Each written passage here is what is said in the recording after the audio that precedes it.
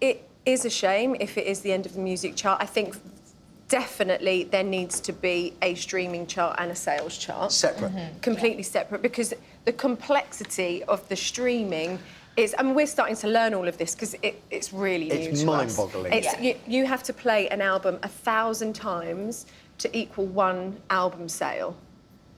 So put in terms of... Which is pretty random, isn't it? Yeah, but it's all done by algorithms and it's worked out. How do you measure your success? I mean, I said at the beginning, you got greatest hits album still in the chart 6 years after it was released. Yeah. Does that mean as much or more than a single in the top 10? So, back in the 90s, we would do 6 weeks promotion, hopefully leading to a chart position at the end of it when you released the record, and then you'd know that you were #1 and you were the most popular at the time. Right. Lovely. And it's in and out.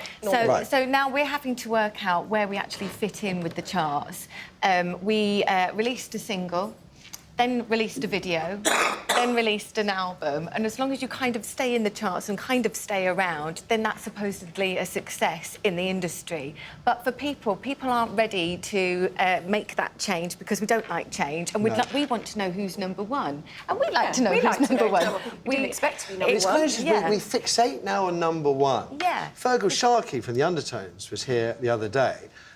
Teenage Kicks, well, you know, famous single that people still talk about to this day. That never got higher than 31 in the charts. Yeah, 5, 6, 7, 8 was the biggest selling single of '97, and it didn't even enter the top 10. 14 weeks. You see, this is when I start to... Yeah. Does 22 arena dates, does that mean more to you than... Obviously, 20 years on, coming back after 5, 6 years away, selling out 22 arenas for us is the ultimate. That's the ultimate? That's the ultimate. Interesting. Because you want...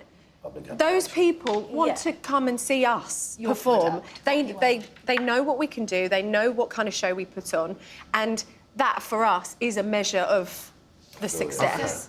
Okay. So we're in the charts this week with our album Tears on the Dance Floor. We're really excited, but it's now a mix of streaming, downloading and single sales. Yeah. But interestingly, so we've been #1 all week, and it's purely on physical sales or downloads. Our streaming numbers are tiny, whereas you look at Ed Sheeran, it's all streaming. He's still people are still downloading, they're still buying physical copies, but the majority of his numbers or units is streaming, So to be which we could never ever compete with. What I would really like would to have physical sales and streaming sales as a separate chart. That would make me really happy. And then who would be #1? #1 of the physical sales and #1, or you'd have two The #1s? physical sales.